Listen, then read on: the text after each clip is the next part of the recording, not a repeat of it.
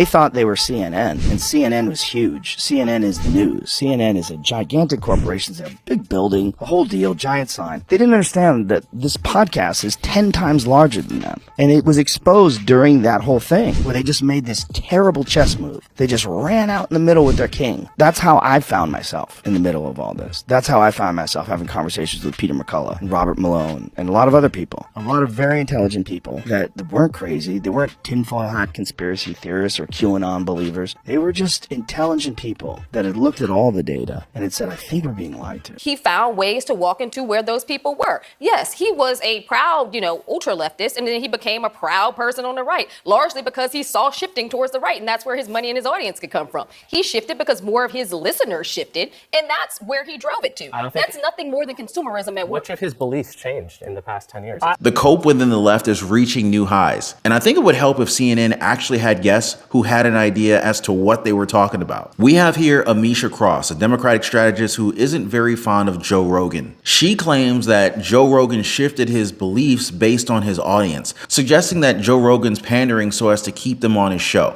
Now, I don't believe that Ms. Cross has ever been on the podcast, but somebody else on this panel has. Coleman Hughes asked a very important question at the end here. When did Joe Rogan ever change his beliefs? And to put it simply, Cross got bodied as Hughes gave her the truth. Watch. Bernie Sanders had no problem going on Joe Rogan years ago when Joe Rogan endorsed him. I've been on Rogan's show 3 times. I've probably heard over 100 hours of it in the past decade. A decade ago, Joe Rogan was a Bernie Sanders supporter who would get emotional talking about how important it is to legalize marijuana, who would get emotional talking about how important it is to get Christianity out of politics, in particular on the abortion issue, who had a host of left-wing opinions, including about healthcare. And liberals drove him away by calling him a racist, unearthing jokes he made, calling him a misogynist, really with no evidence. When you make racist calling him jokes a transphobe, about people of color, calling him a people lot of calling you comedians racist is likely going to jokes happen. all the time. Calling him transphobic because he didn't like He seeing also didn't Fallon love the Fox vaccine thing, right? beating up. To our point earlier. That also used to be a left-wing opinion, to be against vaccines like 20 years ago. Again, so he actually hasn't shapeshifted very much, to your point. The Democratic Party has shapeshifted and driven him away and alienated his followers. For a Democratic strategist, she sure doesn't listen well. And this is why Democrats are failing. I mean, just look at how things have changed within just the last decade. Donald Trump used to be a Democrat. They pushed him away. Elon Musk, Joe Rogan, Tulsi Gabbard, even RFK Jr. were all a part of the same boat. Some of them lifelong Democrats, but the party has changed. They always want to pin the blame on anyone else but themselves. And Amisha Cross is a great example as to why Democrats are turning away from their own party. They're driven by anger and hate, and anybody who opposes them is basically the enemy and they're considered evil. Now, Hughes, on the other hand, makes a very good point. Rogan supported Bernie Sanders, a former presidential hopeful who shares the same mentality with Trump when it comes to creating a populist movement. Who are you going to vote for in the primary? I think I'll probably vote for Bernie. Him as a human being, when I was hanging out with him, and Yeah. I believe in him. I like him. I like him a lot. What Bernie stands for is a guy who, well, look, you could dig up dirt on every single human being that's ever existed if you catch them in their worst moment and you magnify those moments and you cut out everything else and you only display those worst moments. That said, you can't find very many with Bernie. He's been insanely consistent his entire life. He's basically been saying the same thing, been for the same thing his whole life. And that, in and of itself, is a very powerful structure to operate from. To keep the focus on the working class while the corrupt elites are shoved aside, pushing for economic policies that help everyday Americans. So it makes sense as to why Joe Rogan would endorse Trump over Kamala. Because Kamala Harris was just so full of herself that she wanted Joe Rogan's podcast to go to her. She also promised an opportunity economy with no actual plans as to how to pull it off. And you gotta love this idea of people gathering and talking about a person who isn't even in the room. Because I'm betting that if CNN called, Joe Rogan would actually show up. But that's not what they want. They want to challenge Joe Rogan's credibility with their audience. The problem is that some of their own viewers probably listen to Joe's podcast as well. So this kind of mentality is definitely driving their own viewers away, and it's causing their ratings to further plummet. The idea of freedom of speech, a good economy, and a government that actually works for the people, that isn't the priority of the left. At least not anymore. And so this is why they hate President-elect Trump. It's also why they're trying to tear down what Joe Rogan has built up. Because Joe Rogan has a massive following of people that actually think for themselves. The monopoly of mainstream liberal media is gone. They can't control the narrative so long as we have the freedom of speech, which explains why they hate guys like Elon Musk. The reason I acquired Twitter is because it is important to the future of civilization to have a common digital town square where a wide range of beliefs can be debated in a healthy manner without resorting to violence. There is currently great danger that social media will splinter into far right and far left, creating an echo chamber that generates more hate and divides our society. Legacy media would love nothing more than control what you and I hear and see and ultimately think. But we're now experiencing this paradigm shift where we decide what and who we listen to. We decide who we can trust based on the facts that are presented to us. And just to prove how much they want to control us, did you guys see what happened with CNN and Bruce Lavelle? Just to be clear, this investigation began under Donald Trump. Okay, and all during, the bottom line is the DOJ said there's nothing there. No, they didn't. Yes, they did. They said they didn't have enough to indict. That shouldn't be the standard. No, to charge, dear. Okay, no, first year. No, yes, yeah. Oh, well, thank you for the okay, hold on. I'm just going to stop it right here because we're not going to get off on a wrong foot. Please do not address a grown woman as dear in a condescending tone. Do not do that at my table. You can continue. These are some of the same people who call Trump Hitler and his supporters as Nazis. But you call them dear and they freak out. Yeah, they stopped talking about what they were arguing about just to address this. Should we get angry if somebody older than us, maybe our grandpa or grandma, calls us darling? I really don't think he meant it as an insult. But this is how far the Democratic Party has gone. That we're supposed to watch every single word that we say so as not to offend anybody. This overly politically correct environment kills me, dude. And Abby Phillips reprimanded a grown man and said, "You can continue." That's nuts. That's just nuts. To demean a guy for a condescending tone and then suddenly give him permission to speak again, it's kind of hypocritical because it's like they're doing exactly what they feel is being done against them. This is the network that wants you to watch them over Joe Rogan. Nah, dog, I'm good on that. Trump is not getting enough credit here for building an ideologically diverse cabinet. When you got everybody from Russ Vought, who's very conservative, all the way over to the pick for labor secretary as a supporter of the PRO Act, and somehow Randy Weingarten is happy about it. I mean, what he has done is, which makes me squeamish, to be candid. And so what he has done, though, is put together an ideologically diverse group of people to sit in a room and help run the government. And that's kind of how he won. His coalition was kind of ideologically diverse that elected him.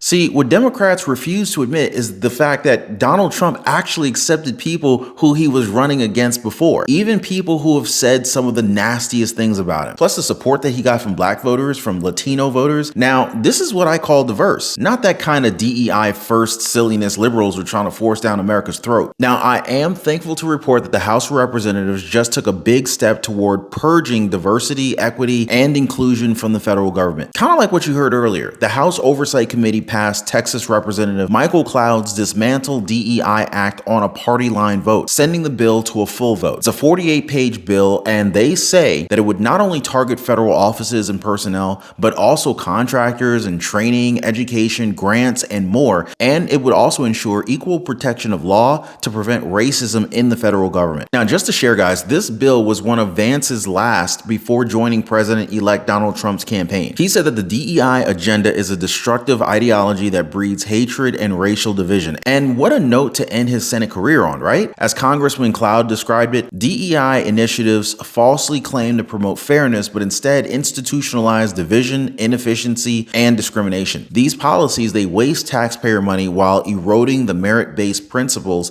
that have been the cornerstone of America's success. So together with Vice President J.D. Vance, he introduced the Dismantle DEI Act that strikes at the heart of this harmful ideology, ensuring that our government is driven by excellence and equality, not divisive identity politics. They hear the American people loud and clear. They're saying, hey, it's time to root out these discriminatory practices and also to restore a system that serves all Americans equally. Now, just to give you an example, Cloud mentioned a recent no harm report that found the Biden administration had pursued over 500 DEI related actions. As Cloud pointed out, these initiatives have not only failed to achieve their stated goals, but they've also resulted in absurd and wasteful programs that drain resources while dividing our nation at the same time. And even worse than that, they sometimes lead to unqualified individuals being placed in critical roles just for the sake of meeting DEI benchmarks, jeopardizing efficiency and public safety. Just look at Vice President Kamala Harris, Press Secretary Karine Jean-Pierre, former Secret Service Director Kimberly Cheadle. These government officials have been criticized time and time again as inefficient and causing harm to the American people through their ineptitude. It was under Kimberly Cheadle's leadership that there were 2 assassination attempts on President-elect Trump. It was partly because of the inflammatory rhetoric of Harris and Jean-Pierre that caused Donald Trump to be put in danger in the first place. And as Cloud rightfully said, this is not progress. This is a dangerous detour that risks erasing the strides that we've made toward a more perfect union. So with the Dismantle DEI Act, they hope to reaffirm our commitment to the ideals of equality, merit, and justice that make our nation great. I mean, that's what the 76 million Americans voted for, right? Drop a quick yes in the comments, guys. Hit the like button to show your support, and don't forget to subscribe to the channel. Hit that notification bell for more updates like this one straight to your devices. All right, so let's get back to it. So this Dismantle DEI bill, it's just going to be the start of things, okay? In fact, experts are saying that the incoming Trump administration will likely target many DEI initiatives. One of the last things then President Trump did during his first term was issue an executive order to ban divisive training for federal contractors. Now, this was explained by Devin Westhill, constitutional and civil rights attorney. He said that this is a multi-billion-dollar industry that pushes left-wing, far-left ideology, orthodoxy in essentially every area of American life, which is why they've begun to call it the DEI enterprise instead of just DEI, so that people have a sense of what they're talking about. So yeah, it kind of looks like a lot of liberals have been making a ton of money out of this thing too. I mean, just take a look at the last 4 years under the Biden-Harris administration. In 2021, Biden widened an executive order directing agencies to assess and remove barriers to equal opportunity through DEI policies. Another executive order signed that year was a government-wide initiative to embed DEI principles into federal hiring. Even the Department of Education has released reports encouraging DEI on public university campuses. The Biden-Harris administration even invested in DEI programs within the U.S. military. The military, you guys. And it's not just the government. Large corporations across the U.S. have also adopted DEI workplace policies, including Accenture, Johnson & Johnson, MasterCard, Marriott International, Kaiser Permanente, Ernst & Young, Target, Google, Bank of America, even American Express. According to Will Hild, Executive Director of Consumers Research, it reached a point where if you wouldn't go along with under the Biden administration with the DEI regimen, then they were threatening to sue you or to claim that you're violating civil rights of minorities. So it was more of a combination of the threat of bad press or government action against these corporations. They said that consumers, that's us, you guys, we've also suffered as a result of DEI policy since it shifted companies' focus away from the quality of goods. And hold on to your hats, guys, because your pension may have actually been put in danger because of this. Apparently, pension funds have been increasingly incorporating ESG and DEI considerations into their investment processes over the last 4 years. Would you believe that, guys? Iowa Attorney General Brenna Bird is looking into this. She said that they want to make sure that they are protecting people's pensions because no one's retirement and life savings should be gambled for these woke ESG and DEI goals. Now, honestly, guys, the DEI enterprise should be top of the list for the new Department of Government Efficiency, or DOGE, under billionaires Elon Musk and Vivek Ramaswamy. The two have been tasked with cutting down the $6.75 trillion that the federal government spent in 2024, and we all know where they should be starting. Now, as John Hart, CEO of Watchdog Open the Books, explained it, they will curb spending that has been on autopilot where there's no real thought or even purpose behind it. Finding areas to cut, it's not going to be hard. They've even compiled it in their own government reports. Now, of course, there's DEI. That should go first. The Department of Health and Human Services hired 294 employees at a cost of $38.7 million to oversee diversity, equity, and inclusion, as reported by the Open Books. Then there's all these obscure research that probably has to do with DEI. The National Endowment of the Humanities spends hundreds of thousands of dollars per year on obscure studies. Their January 2024 grants alone awarded over $350,000 to research and write books on the history of Muslim-Chinese encounters in Asia from the 1360s to the 1650s, 1840s, the history and sociological impact of liver disease in Egypt, and the nature of imprisonment in England from 1550 to 1800. You see what I mean, guys? The State Department also gave nearly $58.7 million to China, our #1 competitor, between 2017 and 2022. Nearly $100,000 of that was used to promote gender equality through the use of New Yorker magazine cartoons. The DEI rabbit hole goes even deeper, you guys. You know how much they spend on literal monkey business? Spending by the NIH includes $33 million to a firm that runs Monkey Island, a colony of around 3,000 primates sent to research labs. Also, NIH grants totaling $3.7 million funded a study on monkeys and gambling. Another $12 million went to the University of Mississippi to test monkeys on methamphetamine, and a Florida lab received $477,000 to help fund research into transgender monkeys, males injected with female hormones. What the flip is going on here, guys? Now again, liberals and their DEI agenda being paid for by the American taxpayers like me and you. There was also that $4 million that taxpayers shelled out last year for Joe and Hunter Biden to go on a trip to Ireland. That included $1.2 million on an elaborate sound system and light show for a Biden speech and $760,000 to rent out an entire hotel in Dublin. And guess what, guys? In 2023, the federal government shipped $1.3 billion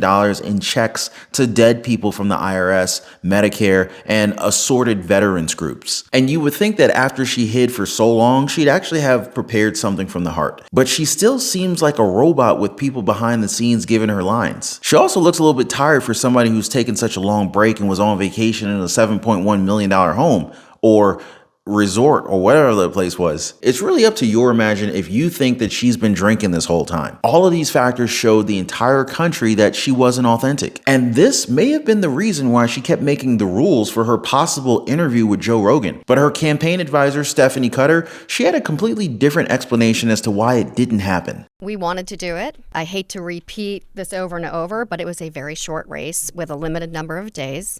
And for a candidate to leave the battleground to go to Houston, which is a day off the playing field in the battleground, getting that timing right is really important. We had discussions with Joe Rogan's team. They were great. They wanted us to come on. We wanted to come on. We tried to get a date to make it work, and ultimately we just weren't able to find a date. We did go to Houston, and she gave a great speech at an amazing event. The Beyonce event. I'm going to call it Reproductive Freedom. And we were hoping to be able to fit it in around that, and ultimately weren't able to do it. As it turns out, that was the day that Trump was taping his Joe Rogan, which they had never confirmed to us. We kind of figured that out in the lead up to it. She was ready, willing to go on Joe Rogan. Would it have changed anything? It would have broken through, not because of the conversation with Joe Rogan, but because the fact that she was doing it. And that was really the benefit of it. Will she do it sometime in the future? Maybe. Who knows? But it didn't ultimately impact the outcome one way or the other. Now, you gotta love how smug these people can be, right? Trump's Rogan podcast generated more than 50 million views. To say that her coming on wouldn't have changed the thing is downplaying that fact. And to argue that timing was an issue is kind of offensive. Trump was doing multiple rallies and interviews per day. He was going nonstop this entire race. But according to these people, it wasn't their fault that it didn't work with Joe Rogan, which kind of sums up the far left demographic for the Democratic Party. If something goes wrong, it's not our fault. That's the idea. And I think that the leaders of the Harris-Walz campaign embodied this well into this podcast. I would say, I mean, look, I am not media hater by any measure. And I think that, you know, we women don't get far in life talking about double standards. So that's not the point. But I do think a narrative, 107 days, 2 weeks fucked up because of a hurricane, 2 weeks talking about how she didn't do interviews, which, you know, she was doing plenty, but we were doing in our own way. We had to, you know, be the nominee, had to find a running mate and do a rollout. I mean, there was all these things that you kind of want to factor in, but real people heard in some way that we were not going to have interviews, which was both not true and also so counter to any kind of standard that was put on Trump that I think that was a problem. And then on top of that, we would do an interview, and to Stephanie's point, the questions were small and processy and about like dumb. They were not informing a voter who was trying to listen to learn more or to understand. It's always everyone else that's the problem, not Kamala Harris gaslighting the American people or Tim Walz running and kicking on stage. It wasn't the lack of policy or how they would solve the issues that we have. It's us that's the problem. But she's still the VP though, right? A show that basically wants to censor speech at every possible level. Many people believe that this will lead to their downfall. But what do y'all think? Now, speaking of which, these shows may soon be on the chopping block as ratings continue to crash. Now, guys, I covered this in a previous video where I talked about the possibility of MSNBC being sold off. Make sure you check that one out, as it's being rumored that Elon Musk is preparing to cut them a big fat check as we speak. As always, I appreciate you guys keeping yourselves informed. Thanks for hitting the like button and subscribing. We'll see you guys next time.